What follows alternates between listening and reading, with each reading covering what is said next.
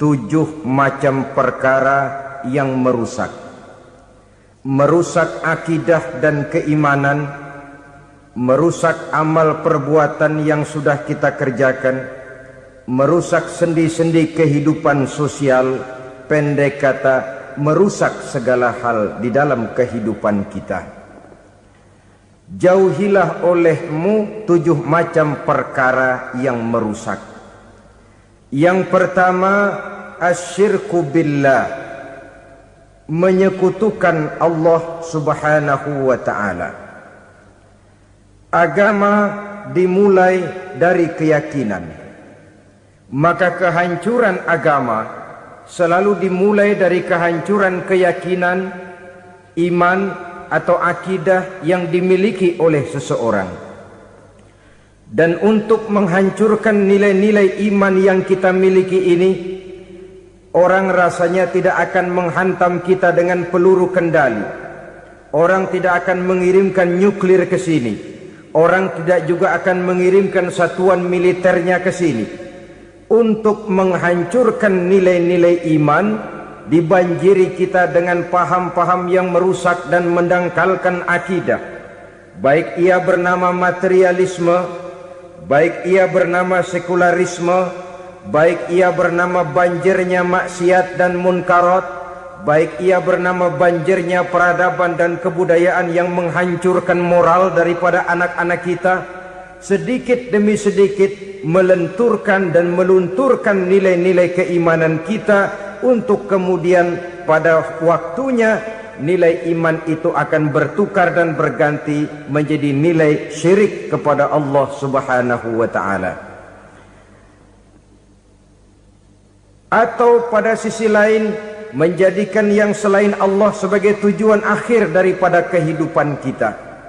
Sedangkan kita sama-sama maklum bahwa di dalam pandangan agama Islam, dosa yang tidak berampun, dosa yang terbesar, termasuk dalam kategori bapak moyangnya dosa, tidak lain adalah syirik, yakni menyekutukan Allah subhanahu wa ta'ala. Pola penghancuran iman ini memang berstrategi. Ditawarkan kita kepada paham materialisme, paham kebendaan, di mana otak menempati urutan sebagai ranking pertama, Tuhan jatuh pada urutan kedua.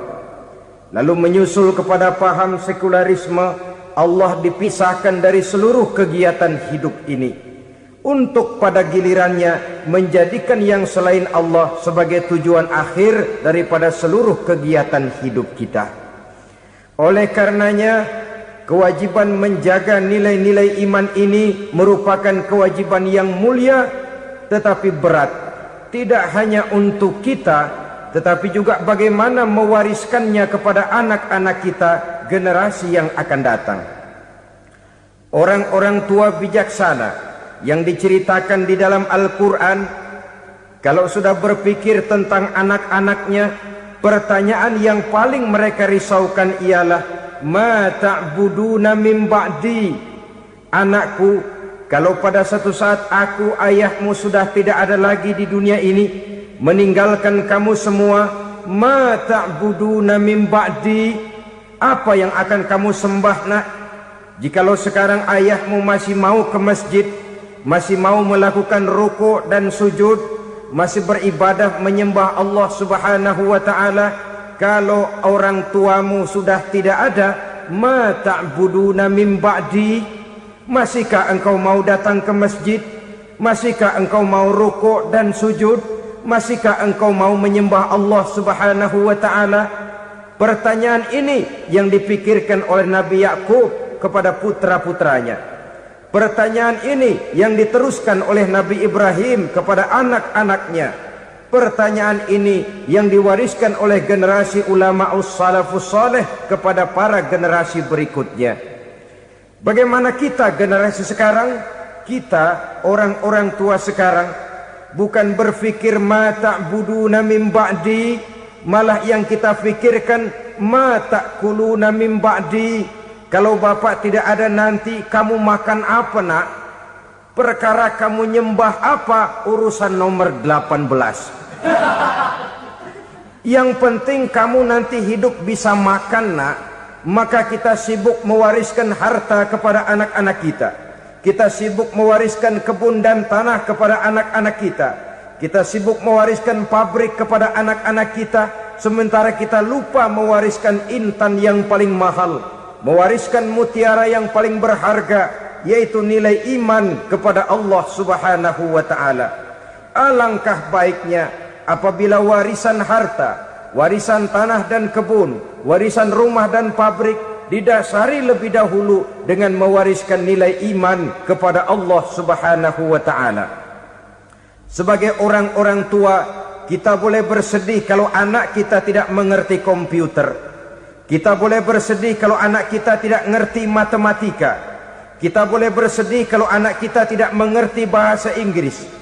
Tapi sewajarnya lebih bersedihlah kita orang tua jikalau mempunyai anak yang tidak kenal Allah sebagai Tuhannya, yang kemudian tidak mau rukuk dan sujud kepada Allah Tuhannya. Itulah kemalangan yang paling malang bila kita meninggalkan generasi yang tidak bertauhid kepada Allah Subhanahu wa ta'ala.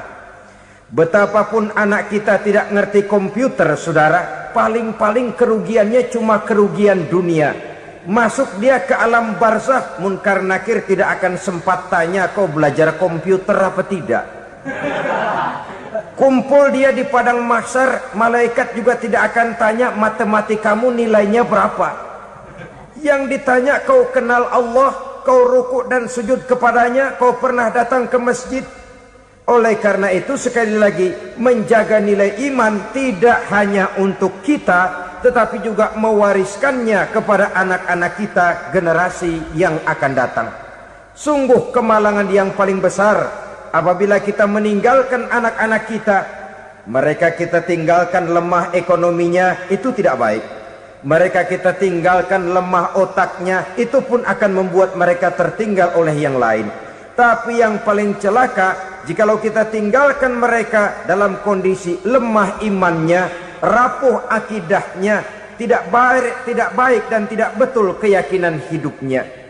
Oleh karena itu Nabi berpesan, jauhilah 7 perkara yang merusak. Yang pertama, syirik kepada Allah Subhanahu wa ta'ala. Menyekutukan Allah baik dalam ucapan, dalam keyakinan, ataupun dalam perbuatan. Ini perkara pertama yang termasuk 7 perusak besar di dalam kehidupan. Kalau sudah jatuh kita ke lembah syirik, bagaimanapun banyak kebaikan yang kita kerjakan, berjiwa sosial, bertangan pemurah, gemar menolong orang lain, kalau memang dasarnya syirik, maka seluruh kebaikan kita akan hancur, tidak akan ada nilainya dalam pandangan Allah Subhanahu wa ta'ala. Dalam pandangan manusia, mungkin kita dicatat sebagai orang sosial, gemar menolong orang lain, tidak berpangku tangan melihat orang yang mendapat kesulitan, tapi oleh karena dasarnya syirik, dasarnya tidak mentauhidkan Allah, maka seluruh nilai kebaikan yang kita kerjakan tidak akan ada nilainya dalam pandangan Allah Subhanahu wa ta'ala. Maka jagalah iman kita jangan sampai dihinggapi penyakit syirik yang bagaimana kecilnya sekalipun. Sekali lagi, baik syirik dalam bentuk ucapan, syirik dalam bentuk keyakinan, sampai kepada syirik dalam bentuk perbuatan, kita berhindar kepada sifat-sifat yang sedemikian itu. Karena apa? Dalam satu ayat Quran Allah Subhanahu wa ta'ala menjelaskan, innallaha la yaghfiru ayyushraka bih wa yaghfiru ma duna dzalika liman yasha. Allah tidak akan memberi ampun kepada orang-orang yang menyekutukannya, tapi Allah masih mau memberikan ampun kepada dosa-dosa yang selain itu bagi orang-orang yang dikehendakinya. Dosa selain syirik, apabila kita bertaubat, Allah masih mau mengampuni. Tapi kalau sudah jatuh ke tempat syirik, itu sudah dosa yang tidak berampun. Taubatnya tidak lain melepas syirik, kembali kepada tauhid, berkeyakinan bahwa hanya ada Allah Subhanahu wa ta'ala, Tuhan satu-satunya, yang lam yalid walam yulad walam yakul lahu kufuwan ahad. Tidak beranak, tidak pula diperanakkan, dan tidak satu pun yang dapat menyerupai Tuhan Allah Subhanahu wa ta'ala. Saudara-saudara kaum muslimin rahimakumullah, bahwa kita di zaman sekarang memang tidak menyembah berhala, ya. Bahwa kita tidak berterang-terangan mengatakan Tuhan lebih dari satu, memang. Bahwa kita tidak berkeyakinan Tuhan itu punya anak atau diperanakkan, tentu. Tapi dalam perbuatan dan i'tiqad kita kadang-kadang jatuh tanpa kita sadari ke tempat yang bernama syirik ini. Oleh karenanya, di zaman di mana teknologi makin canggih, di mana kemajuan pembangunan makin menjangkau berbagai aspek kehidupan, diperlukan keseimbangan antara kemajuan fisik material dengan kemajuan mental spiritual. Apabila tidak ada keseimbangan yang terwujud, tentulah kepincangan yang diawali dengan pincangnya cara kita berpikir, sehingga pada akhirnya akan mengarah kepada pincangnya cara kita berbuat dan bertindak di dalam kehidupan kita. Oleh karena itu Nabi berpesan, jauhilah sifat syirik, karena syirik merupakan dosa yang teramat besar. Ini sifat merusak yang pertama. Yang kedua kata Nabi, wasihra, jauhilah sihir. Sihir ini juga termasuk perkara yang merusak kehidupan. Kita semua sama-sama maklum bahwa sihir sebenarnya bukan persoalan baru. Sejak sebelum datang Islam, sihir itu sudah ada. Di zaman Yunani kuno sihir ada, di zaman Mesir kuno, di zaman Cina kuno, dan yang lain-lain yang serba kuno, sihir itu sudah ada. Bahkan para nabi pun, para rasul yang diutus oleh Allah Subhanahu wa ta'ala, senantiasa berhadapan dengan ahli-ahli sihir untuk menguji kebenaran dari misi yang mereka bawa. Sihir adalah perbuatan di luar kebiasaan yang bisa dikerjakan oleh ahlinya dengan bantuan jin atau setan. Hukum mempelajari sihir adalah haram, mengamalkannya lebih haram lagi. Sebab itu saudara-saudara, sihir merupakan perbuatan merusak yang harus kita jauhi. Ciri-ciri daripada perbuatan sihir, pertama, ia mengandung tipuan, bayangan khayal. Di zaman Nabi Musa misalnya, orang melihat tambang-tambang itu seperti ular. Nabi Musa melayangkan tongkatnya menjadi ular-ular besar yang memakan ular-ular kecil ciptaan tukang-tukang sihir Fir'aun tadi. Lalu sihir bisa terjadi dengan bantuan jin kafir atau setan. Kemudian ciri yang ketiga, sifatnya halus dan tersembunyi. Taruh kata ada seorang ahli sihir yang mempergunakan ayat-ayat Quran sebagai jompa-jampe, sebagai baca-bacaan, itu cuma sekedar kedok.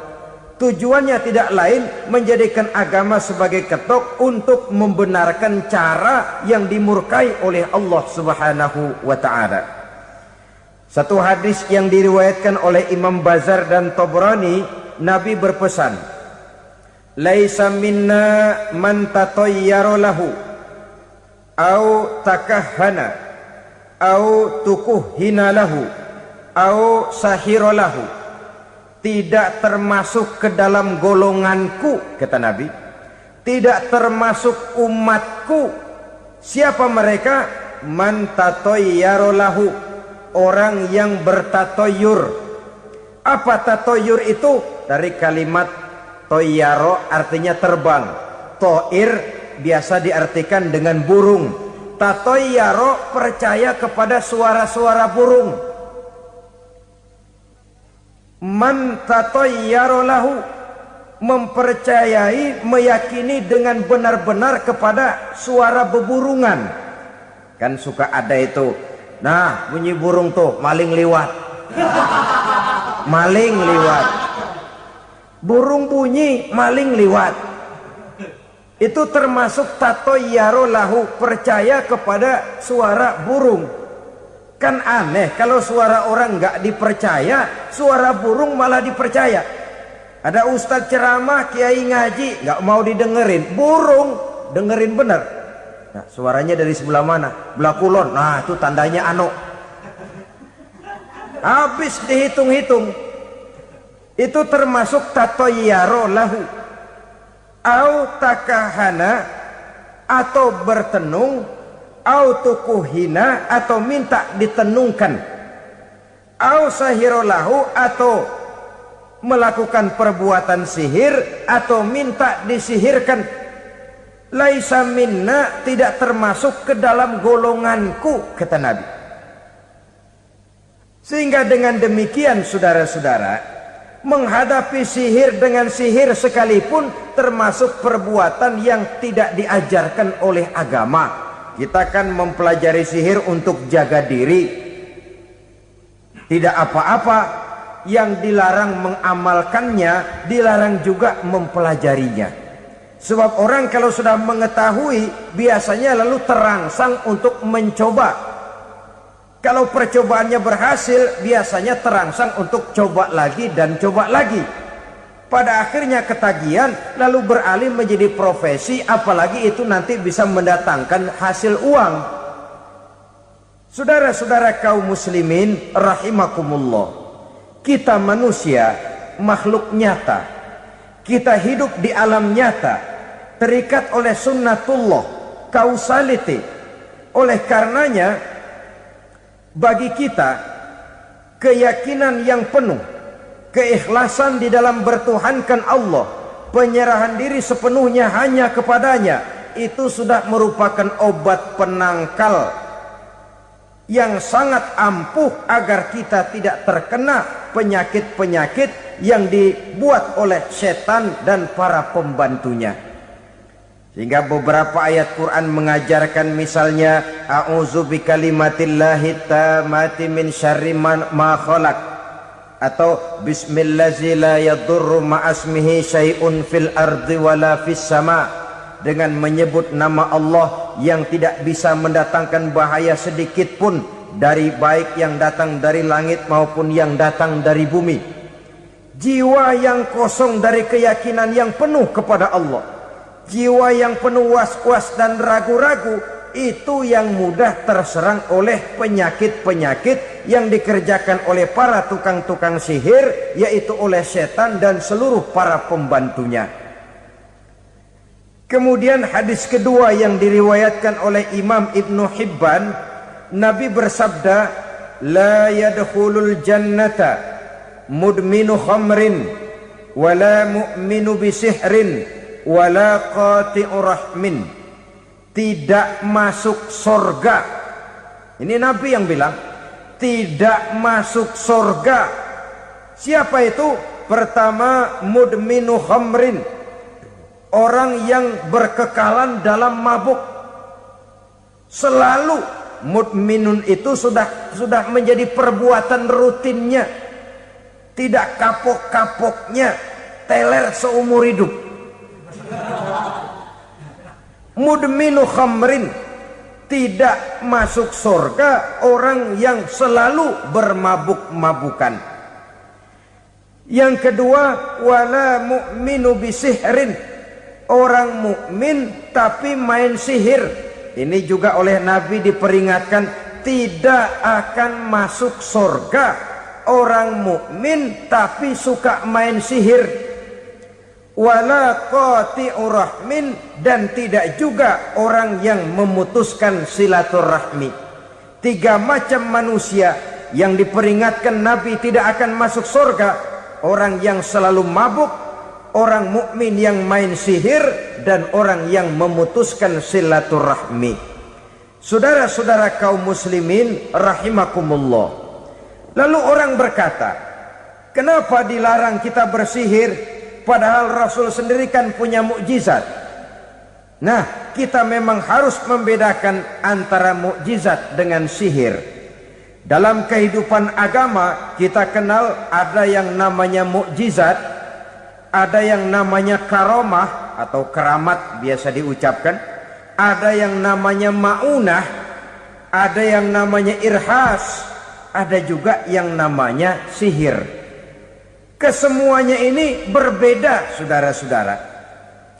Yang dinamakan mukjizat itu khusus untuk para rasul saja. Satu kejadian luar biasa yang terjadi dilakukan oleh Rasul atas izin dari Allah Subhanahu wa ta'ala. Perbedaannya dengan sihir jelas. Sihir dari setan, mukjizat dari Allah. Sihir bisa dipelajari, mukjizat tidak.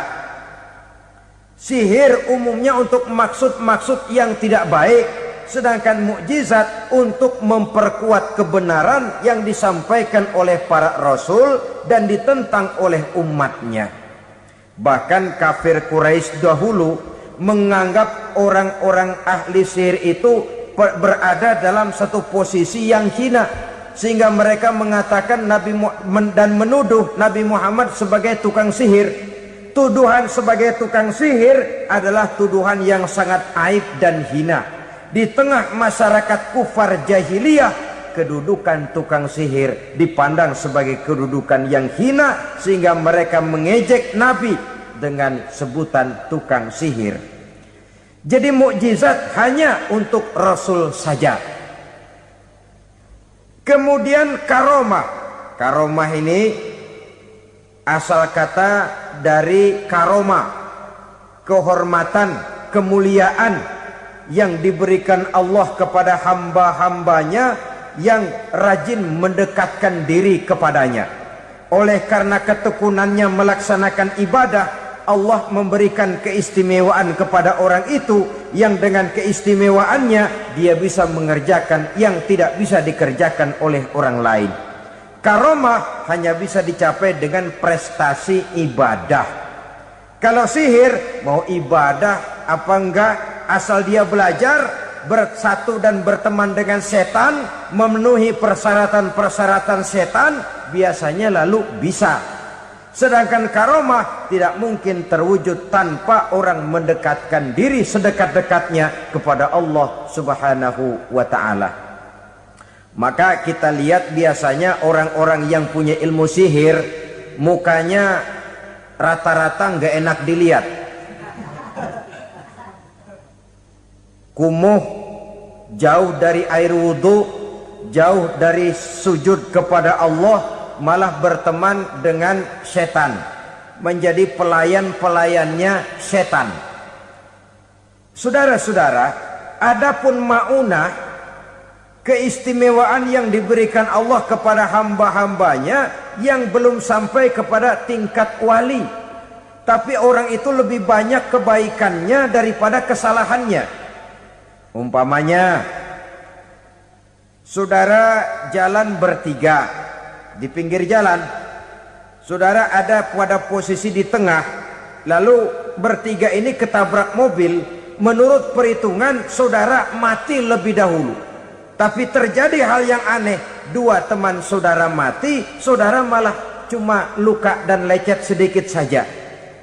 Apa itu? Kalau kita lebih banyak kebaikannya daripada kesalahannya, itu yang dinamakan maunah, pertolongan yang diberikan Allah kepada hamba-hambanya yang lebih banyak kebaikannya daripada kesalahannya.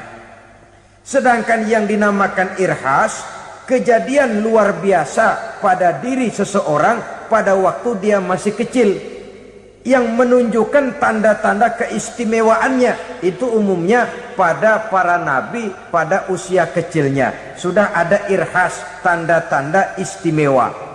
Jelas baik mukjizat, karomah, maunah maupun irhas berbeda dengan sihir. Sihir ini jelas saja merupakan bantuan dan persekutuan antara manusia dengan setan.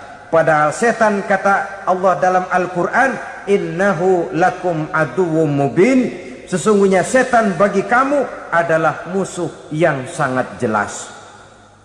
Saudara-saudara kaum muslimin rahimakumullah, di zaman sekarang dalam menghadapi beban kehidupan yang makin pelik, menghadapi stres yang tidak kunjung selesai, menghadapi persoalan-persoalan yang teramat berat, orang sering mencari jalan keluar kepada hal-hal yang menurut pendapatnya bisa meringankan beban moralnya itu. Pergilah dia mencari sesuatu yang dapat meringankan bebannya. Dan tidak jarang yang jatuh ke pangkuan tukang-tukang tenung, ke pangkuan tukang-tukang sihir, yang mereka itu oleh Quran dijelaskan kadzabal munajjimun walau sodaku. Tukang-tukang tenung, tukang-tukang sihir, mereka itu bohong walaupun benar. Maksudnya bohong walaupun benar artinya kalau yang mereka kerjakan benar, itu sih kebenaran. Benar dengan kebenaran itu lain. Kebenaran, kebetulan bisa, tapi tidak untuk selalu. Apalagi kalau itu sudah membahayakan kehidupan orang lain. Jadi oleh karena itu Nabi berpesan, jauhilah daripada sihir. Kalau sudah jauhilah dari sihir artinya ya jauhilah daripada mempelajarinya, jauhilah daripada bergaul dengan orang-orang yang ahli di bidang itu, karena dari pergaulan segalanya bisa menular. Baiklah saudara, ini yang kedua. Yang ketiga pesan Nabi, wa qatlan nafsil lati harramallahu illa bil haq. Membunuh orang lain dengan cara yang tidak benar, membunuh orang yang diharamkan oleh Allah Subhanahu wa taala untuk melakukannya kecuali dengan alasan yang benar. Kita tahu Islam adalah agama damai sesuai dengan namanya. Ia tidak dikembangkan dengan pedang dan kekerasan. Ia dikembangkan dengan keteladanan dan tuntunan moral. Oleh karena Islam bukan agama kekerasan, Islam pun tidak mementingkan dan mengajarkan kekerasan kecuali dengan alasan yang benar dan bisa dipertanggungjawabkan. Membunuh dengan sengaja, menghilangkan nyawa orang lain tanpa alasan yang bisa dibenarkan adalah merupakan dosa besar dan satu di antara 7 perkara yang bisa mendatangkan kerusakan dalam kehidupan dan yang hendaknya harus kita jauhi. Saudara-saudara kaum muslimin rahimakumullah, beberapa waktu yang lalu di sebuah kota kecil yang indah bernama New Auckland. Saudara tahu New Auckland? Itu dari Gunung Kidul masih ngidul lagi. Pernah diadakan satu seminar yang membicarakan bagaimana menyelamatkan masyarakat manusia dari bahaya Perang Dunia Ketiga. Diperkirakan kalau terjadi Perang Dunia Ketiga, manusia tidak akan tersisa. Sebab apa? Pada waktu itu cadangan nuklir yang dimiliki oleh bersama Amerika dan Rusia konon sudah sanggup memusnahkan 6 miliar manusia pada saat jumlah manusia baru 5 miliar. Jadi kelebihan nuklir dunia ini. Kalau terjadi Perang Dunia Ketiga, sulit manusia untuk tersisa. Maka dibahaslah di dalam seminar itu, wah, supaya tidak terjadi Perang Dunia Ketiga, maka perlombaan membuat senjata-senjata canggih, alat-alat pembunuh modern harus segera dibatasi. Dibahas, tidak mungkin kita membatasi perlombaan membuat senjata. Kenapa? Makin maju ilmu dan teknologi, makin canggih senjata yang ditemukan. Atom sudah meningkat menjadi nuklir, nuklir sudah meningkat menjadi neutron, dan kita tahu bom yang bernama neutron ini bom yang cukup membunuh tanpa perlu merusak. Artinya kalau dia diledakkan di kota kita ini, bangunan utuh, jembatan tidak ambruk, rumah-rumah tetap berdiri, tapi semua yang bernama hidup mati. Itu katanya lebih sopan dari bom atom. Sebab kalau si atom ini sudah membunuh, merusak pula. Neutron cukup membunuh saja tanpa perlu merusak. Jadi majunya senjata-senjata teknologi sebagai akibat yang logis dari kemajuan ilmu pengetahuan ini tidak bisa kita batasi. Dan memang sebenarnya yang bahaya bukan senjatanya, tapi manusia yang mengendalikan senjata itu. Mereka kembali kepada prinsip the man behind the gun. Bukan senjatanya yang bahaya, tapi manusia yang mengendalikan senjata itu yang bahaya. Walaupun senjatanya modern, katakanlah model M16 umpamanya, kalau yang mengendalikannya orang beriman, insya Allah aman. Tapi biar megang cuma senapan angin, kalau yang megang orang brutal, ngeri kita deket-deket. Apalagi kalau memang bukan ahlinya menggunakan senjata, bisa ngeker kaki kena jidat.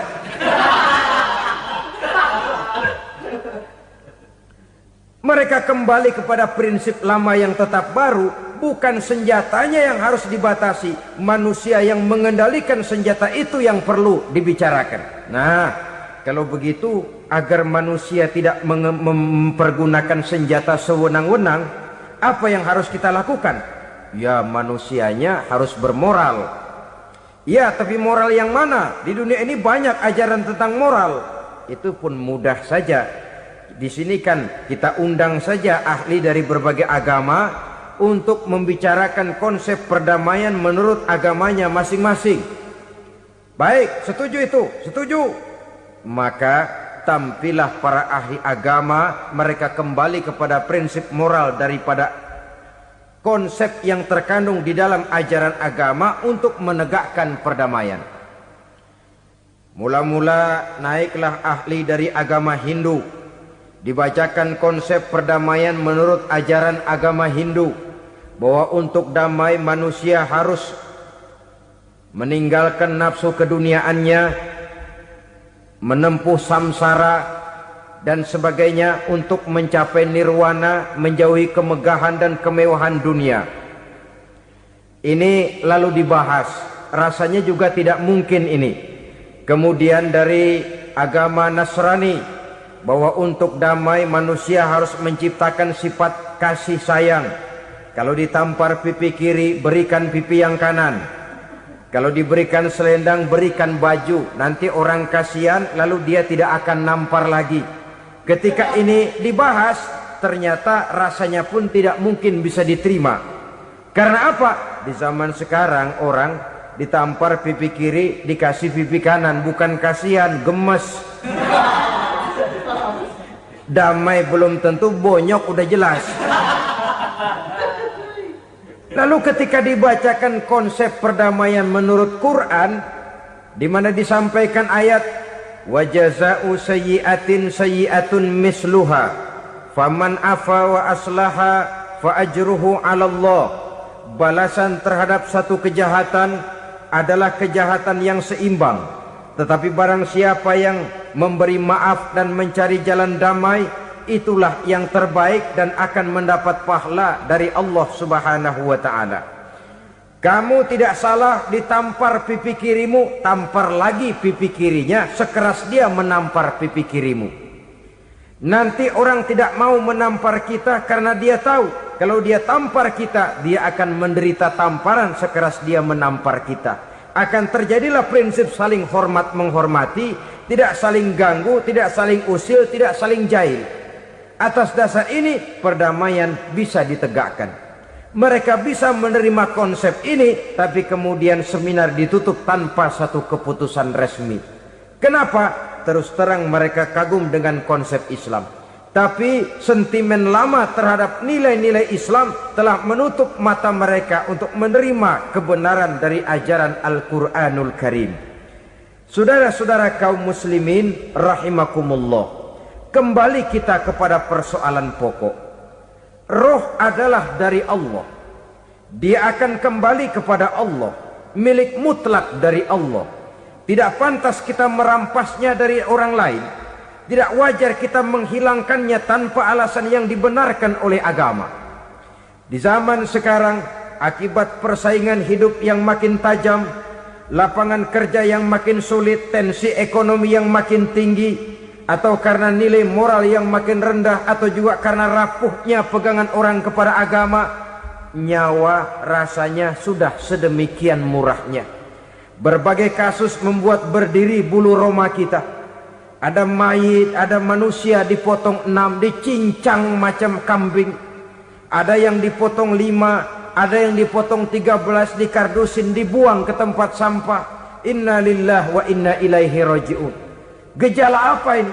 Kanibalisme. Manusia sudah demikian sadisnya, manusia sudah sedemikian buasnya, sehingga sesama manusia diperlakukan seperti hewan. Padahal hewan sendiri belum pernah macan makan macan, bagaimanapun buasnya macan. Belum pernah serigala memakan serigala, bagaimanapun brutalnya serigala. Tetapi manusia makan manusia di zaman sekarang kadang jadi kenyataan dalam kehidupan kita. Kadang persoalannya remeh saja. Soal uang 200 perak, pisau bicara, nyawa melayang. Soal rokok sebatang, celurit bicara, nyawa melayang. Soal-soal yang sama sekali tidak prinsip, begitu mudah kita menghilangkan nyawa orang lain. Padahal Nabi pernah memperingatkan, apabila dua orang muslim sudah berkelahi dan berbunuh-bunuhan, al-qatil wal maktul finnar, yang membunuh dan yang terbunuh dua-duanya neraka. Sahabat heran, ya Rasul, kalau yang terbunuh, kalau yang membunuh masuk neraka itu sih wajar, tapi yang terbunuh kenapa neraka juga? Beliau menjawab, dua-duanya sudah punya niat untuk saling membunuh. Niatnya itu yang diponten. Yang terbunuh cuman lagi apes aja, keduluan dia. Umpama tidak terbunuh, pasti dia yang akan membunuh. Oleh karenanya al-qatil wal maktul, yang membunuh dan yang dibunuh finnar, dua-duanya masuk ke dalam neraka. Islam menghormati kehidupan, tidak hanya terbatas kepada sesama muslim, orang-orang yang berlainan agama pun yang mau hidup berukun, damai, berdampingan dengan umat Islam, jiwa mereka, darah mereka dilindungi oleh nilai-nilai Islam yang disebut dengan kafir zimmi ini. Mengganggu mereka sama saja dengan mengganggu aku, kata Nabi. Jadi oleh karena itu, sayangilah sesama. Kehidupan adalah anugerah Allah, bukan wewenang kita untuk mencabutnya dari orang lain, bukan wewenang kita untuk merampas dan menghilangkannya dari orang lain. Apa yang tidak enak terjadi pada diri kita, begitu pula lah apabila terjadi pada diri orang lain. Sehingga Nabi mengatakan, la yu'minu ahadukum hatta yuhibba li akhihi ma yuhibbu li nafsihi. Belum dikatakan beriman seseorang kamu apabila dia belum mencintai saudaranya seperti ia mencintai dirinya sendiri. Apa yang enak dirasakan oleh orang lain, enak juga dirasakan oleh dia. Mengukur orang lain dengan diri sendiri. Kalau orang lain tanpa salah saya fitnah, kalau saya tanpa salah difitnah orang, enak apa enggak? Enggak, orang lain juga begitu. Kalau orang lain tanpa salah saya tempeleng kepalanya, enak apa tidak? Tidak. Orang lain juga begitu. Yang tidak enak terjadi pada diri kita, tentu tidak enak juga kalau terjadi pada orang lain. Mengukur orang lain dengan diri sendiri, sehingga tidak timbul sifat egois, tidak menari di atas bangkai orang lain, tidak mendirikan kebahagiaan di atas untayan air mata orang lain. Sehingga dengan demikian saudara-saudara, dia bisa menghormati kehidupan, menghormati orang lain sebagaimana dia ingin dihormati. Inilah perbuatan ketiga yang merusak, membunuh orang lain dengan yang diharamkan Allah tanpa alasan yang benar. Yang ketiga. Kemudian yang keempat, perbuatan merusak wa aklar riba, makan riba. Hidup adalah tolong menolong. Bahasa kerennya take and give katanya. Saling memberi dan saling menerima. Nabi mengajarkan man kuraba kurbatan min kurabid dunya karaballahu lahu kurbatan min kurabi yaumal qiyamah. Wallahu fi aunil abdi madamal abdu fi auni akhihi. Siapa yang meringankan beban dari beban-beban yang dirita seseorang di dalam kehidupan dunia, Allah akan meringankan bebannya daripada beban-beban yang harus dipikulnya di hari kiamat nanti. Wallahu fi aunil abdi madamal abdu fi auni akhihi. Allah senantiasa akan menolong seorang hamba selama hamba itu masih mau menolong saudaranya. Allah selalu akan menolong seorang hamba selama hamba itu masih mau menolong saudaranya.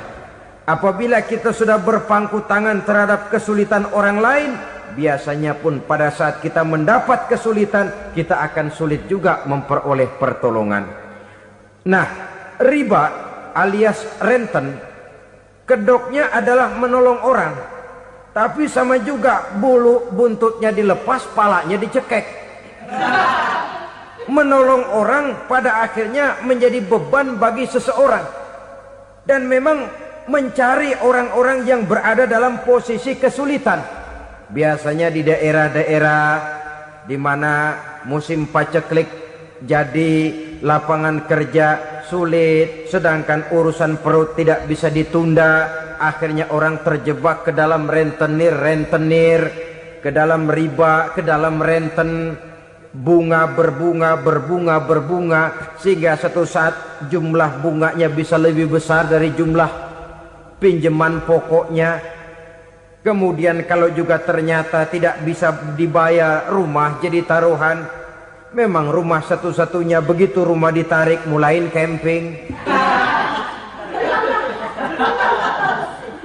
Bukankah pada akhirnya akan mewariskan kesengsaraan?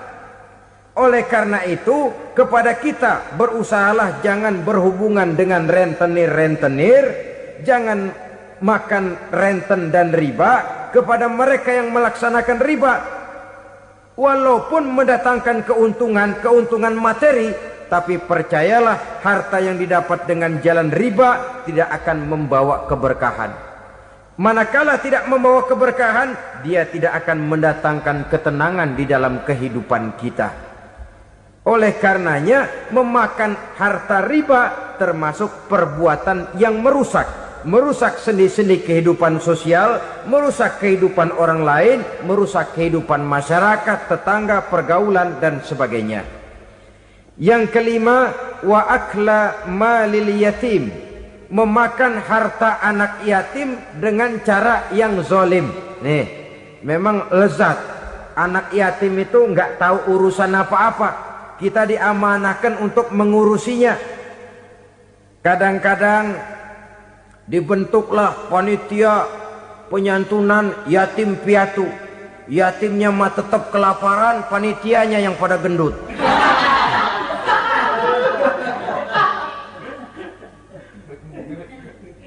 Padahal memakan harta anak yatim termasuk perbuatan dosa besar. Dan menjantuni yatim merupakan perbuatan mulia. Nabi mengatakan, ana wa kafilul yatim kahataini yaumal qiyamah. Aku dan orang-orang yang menyantuni anak yatim seperti dua jari ini pada hari kiamat nanti. Dekat sekali. Jikalau ingin di hari akhir nanti dekat dengan Rasul, bersahabatlah dengan anak-anak yatim. Jadilah pengurus anak-anak yatim. Bangunlah panti-panti asuhan yatim. Pada saat bapak ibunya meninggal, kitalah yang menjadi orang tuanya.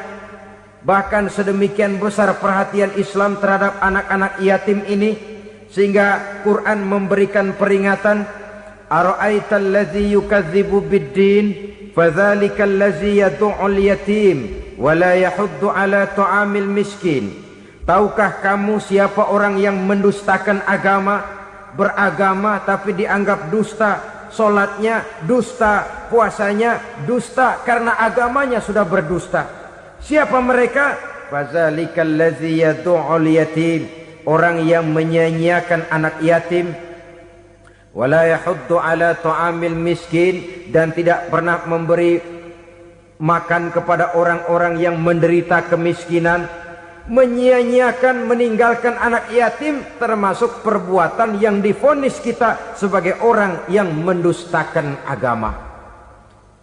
Saudara-saudara kaum muslimin rahimakumullah, maka sangat dicela mengeksploitir anak-anak yatim, menjadikan mereka sebagai kedok untuk mencari kekayaan pribadi. Tetapi jikalau ikhlas, ganjarannya sangat besar, nilai pahalanya sangat besar. Menyantuni yatim tidak hanya setahun sekali. Kalau Muharram pakai istilah lebaran yatim, dibentuklah panitia, diberilah beras, uang 45.000 rupiah, alhamdulillah. Tapi jangan lupa, si yatim tidak hidup cuma satu hari. Dia tidak hidup cuma di bulan Muharram saja, dia hidup 12 bulan dalam setahun. Sebagaimana anak-anak yang lain, dia juga berhak punya masa depan. Dia juga berhak menikmati bangku sekolah. Dia berhak mengenyam arti dan makna pendidikan. Dia berhak membekali diri dengan ilmu dan pengetahuan seperti halnya anak-anak yang lain. Maka kita yang diberikan keluasan oleh Allah, ingatlah itu, bersahabatlah dengan anak-anak yatim, santuni mereka. Perkara setahun sekali di bulan Muharram, alhamdulillah, itu bagus, bin Thayyib alias baik. Tapi tentu dan tentu sekali lagi, si yatim tidak hanya hidup di bulan Muharram. Dia hidup 12 bulan dalam setahun, 24 jam di dalam sehari. Oleh karenanya, menyia-nyiakan mereka pada saat posisi kita memang mampu akan memojokkan kita dalam satu posisi di mana kita dianggap sebagai orang yang mendustakan agama, memakan harta anak yatim dengan cara yang zolim. Bapaknya udah meninggal, kebunnya lebar, anaknya dikelecehin. Nah, dah kamu gak usah pusing, nanti saya yang ngurus. Akhirnya bukan ngurus, nguras. Si yatim mungkin tidak tahu bahwa dia disia-siakan, haknya diambil, miliknya dizolimi. Tapi Allah yang akan membalasnya dengan seadil-adilnya. Maka makan harta anak yatim biasanya balasannya tokcer bin paten. Nggak banyak selang tempo itu, nggak percaya cobain dah. Nyobain aja kan nggak bayar, umpama. Memakan harta anak yatim dengan cara yang zolim, ganjarannya biasanya kontan. Kenapa? Ratapan si miskin, untayan air matanya, jeritan kepedihan hatinya, membuka pintu langit, permohonannya diijabah, getaran hatinya didengarkan oleh Allah. Maka balasannya biasanya kontan, spontan, tidak menunggu waktu terlalu lama. Itu di dunia, belum lagi di akhirat nanti. Bukankah dalam riwayat Mi'raj diceritakan Nabi melihat di neraka itu orang perutnya sebesar rumah? La haula wala quwata. Itu perut kayak rumah, bagaimana jalannya tuh orang? Dan memang gak jalan, diseret-seret oleh malaikat di neraka itu. Hancur perutnya, amburadul itu perut. Berantakan isinya, dibulatkan lagi, diseret lagi, hancur lagi, dibulatkan lagi. Sampai Nabi tanya, orang itu begitu berat siksanya kenapa ya Jibril? Itu Muhammad, waktu di dunia dulu rakus banget makan harta anak yatim. Begitu vonisnya, begitu menyedihkan nasibnya di akhirat. Tapi di dunia pun ketidakberkahan itu sudah membayangi kehidupannya. Oleh karena itu, kepada saudara-saudara yang mendapat titipan anak yatim, berbahagialah, karena semulia-mulia rumah adalah rumah yang di dalamnya ada anak yatim yang disantuni. Sehina-hina rumah adalah rumah di mana di dalamnya ada anak yatim yang disia-siakan. Begitu kata Nabi kita. Rumah yang paling mulia dalam pandangan Allah, rumah yang di dalamnya ada anak yatim yang disantuni. Rumah yang paling hina dalam pandangan Allah, rumah yang di dalamnya ada anak yatim yang nasibnya disia-siakan. Berbahagialah saudara apabila menjadi penyantun anak-anak yatim, pelindung mereka, sehingga mereka mempunyai masa depan sebagaimana anak-anak lainnya. Rasulullah sendiri sedemikian peka terhadap keadaan anak-anak yatim karena beliau sendiri memang mengalami umur 6 bulan dalam kandungan ibu, beliau sudah ditinggalkan oleh ayahnya. Pada saat berusia 6 tahun ibu sudah meninggal. Yatim piatu dalam usia di mana beliau sedang perlu belas kasih seorang ibu dan pengertian seorang bapa. Kepekaan itu lalu timbul, bahkan kemudian sampai kepada beliau berkata, aku dan orang yang menyantuni anak yatim seperti jari tengah dan jari telunjuk di hari akhirat nanti. Sedemikian dekatnya. Baiklah ya, jadi yang kelima, memakan harta anak yatim. Jauhi karena ini perbuatan yang merusak. Yang keenam, watawalli yaumaz zahfi, melarikan diri pada hari pertempuran. Apa ini?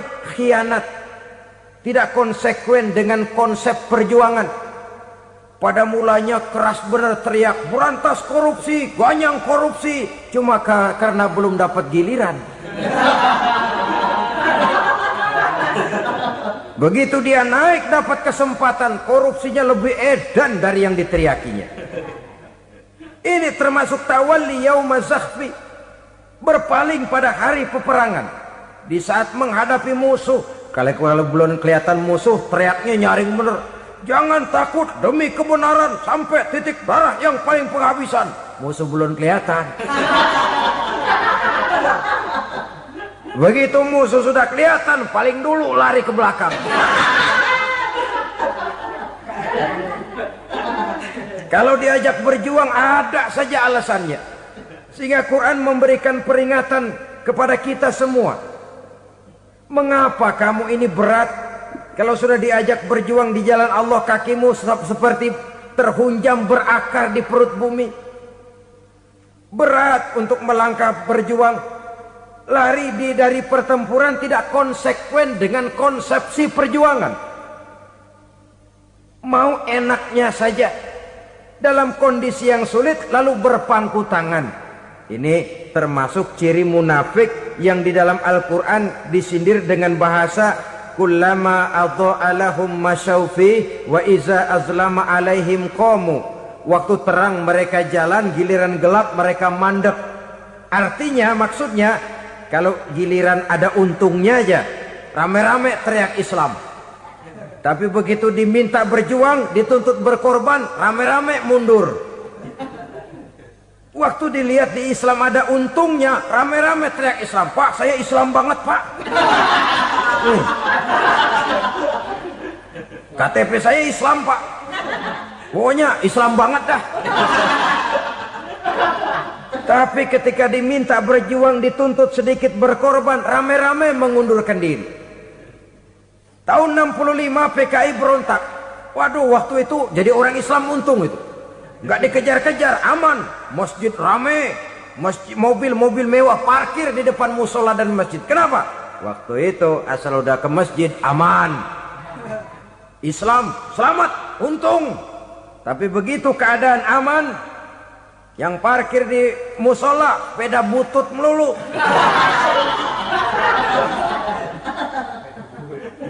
Waktu terang mereka jalan, waktu gelap mereka berhenti. Dikala di Islam ada untungnya, baru wah Islam bagus, Islam hebat. Tapi waktu dilihat ada kerugian, jangan bawa-bawa Islam dah. Jangan bicara soal Islam, ini kan bukan soal agama. Bukan soal agama. La haula wa la quwata illa billah. Beragama kita ambil talfik fid din, mengambil yang enteng-enteng saja dalam urusan beragama ini. Tidak konsekuen kita dengan Islam kita. Seolah kita mau memilih mana yang terasa cocok sama selera kita, kita teriak Islam. Beratan aja dikit, rame-rame berpaling. Itu termasuk tawalli yaumaz zahfi. Para pengkhianat, mental-mental hipokrit yang tidak mau konsekuen menghadapi segala bahaya. Itu termasuk perbuatan yang merusak. Kenapa? Kalau cuma dia saja yang lari, mungkin tidak jadi soal. Tapi larinya ini akan mempengaruhi orang lain. Nah, pengaruhnya itu yang dicegah. Sebab kalau satu sudah mulai lari, yang lain mulai ngelirik. Ketika yang dilirik kemudian tidak ada reaksi, dia akan ikut lari. Artinya apa? Seorang muslim harus konsekuen dengan konsep perjuangannya, dengan keyakinan keagamaannya, dan tidak memilih yang enak-enak saja di dalam kehidupan beragama. Lari dari pertempuran, bermental khianat, mengkhianati agama, merupakan satu di antara sifat yang merusak. Terakhir saudara, wa qazfal muhsanatil ghafilatil mu'minat, menuduh perempuan baik-baik yang tidak tahu menahu tentang tuduhan yang dituduhkan kepadanya, menuduh perempuan mukmin yang baik-baik yang tidak tahu menahu tentang tuduhan yang dilakukan kepadanya. Fitnah lebih bahaya daripada pembunuhan. Orang yang tidak salah bisa hancur namanya. Orang yang berniat baik bisa ambruk perjuangannya oleh karena fitnah. Sehingga dikatakan al-fitnatu asyaddu minal qatli. Fitnah lebih bahaya daripada pembunuhan. Maka memfitnah ini termasuk satu dosa di antara 7 hal merusak yang harus kita jauhi semampu kita, semampu-mampunya. Mengupayakan sebisa-bisanya jangan sampai terjebak ke dalam hal yang demikian. Nah, saudara-saudara, inilah saja pertemuan kali ini. Mudah-mudahan ada manfaatnya. Semoga Allah memberikan kekuatan zahir dan batin kepada kita untuk bisa menjauhi 7 perkara yang merusak ini. Selalu berusaha menyimpan sesuatu yang bisa membawa manfaat, baik untuk dirinya, untuk anak cucunya, maupun untuk keluarganya, untuk masa kini dan masa depannya. Kadang simpanan itu berbentuk uang, kadang berupa tanah, lain saat berbentuk pabrik, dan lain sebagainya. Sementara masa depan yang paling pasti adalah akhirat. Jika untuk masa depan dunia kita rela memeras keringat, membanting tulang, pergi pagi dan pulang petang, menyimpan uang, menyimpan tanah, menyimpan pabrik, pernahkah kita merenung jika satu saat kiamat datang, kita dibangkitkan dari kubur masing-masing, berdiri di padang mahsyar untuk mempertanggungjawabkan seluruh kegiatan hidup kita di dunia ini, lalu kita akan menuju ke alam akhirat. Sudahkah kita mempunyai simpanan untuk akhirat kita? Pada pertemuan kali ini saya ingin menyampaikan sebuah hadis di mana Rasulullah sallallahu alaihi wasallam bersabda, arba'un min kanzil jannah. Simpanan sorga ada 4 macam. Yang pertama, ikhfa'us sadaqah, menyembunyikan sedekah. Saudara-saudara kaum muslimin, sebagaimana yang kita maklum bahwa Allah Subhanahu wa taala melebihkan sebagian rezeki dari kita terhadap yang lain. Ada yang kaya, ada yang setengah kaya, ada yang miskin, ada yang setengah miskin, dan selanjutnya. Ada yang gajinya kecil tapi penghasilannya gede. Ada yang penghasilannya gede tapi nggak punya gaji. Ada juga yang memang gajinya gede dan penghasilannya gede. Kelebihan rezeki merupakan sunnatullah dan tidak harus membuat kita merasa lebih dari yang lain. Bahkan sebaliknya, kelebihan itu harus membuat kita ringan tangan untuk menolong mereka yang memang memerlukan pertolongan. Kalau saudara diberikan ilmu, maka pertanyaan akhirat cuma satu: ilmumu kau amalkan untuk apa? Kalau saudara diberikan umur yang panjang, pengadilan akhirat juga bertanya satu: umurmu kau habiskan di mana? Tapi kalau saudara diberikan harta, pengadilan akhirat akan bertanya 2: hartamu kau dapat dari mana, kau belanjakan kemana. Dari mananya ditanya, dan kemananya juga ditanya. Oleh karena kita akan dimintakan pertanggungan jawab, maka amanah yang bernama harta ini harus kita gunakan dengan sebaik-baiknya. Ada penggunaan yang merupakan kewajiban, itu zakat namanya. Ada penggunaan yang sewaktu-waktu, itu infak namanya. Ada yang lebih sewaktu-waktu lagi, dan itu sedekah namanya. Zakat dia terikat oleh haul dan nisab, oleh putaran batas waktu dan ukuran dari harta itu sendiri. Sedangkan infak terikat oleh situasi dan kondisi perekonomian seseorang. Sedangkan sedekah tidak terikat dengan apapun. Dalam kondisi seperti apapun kita bisa melakukan sedekah dengan yang terkecil sekalipun.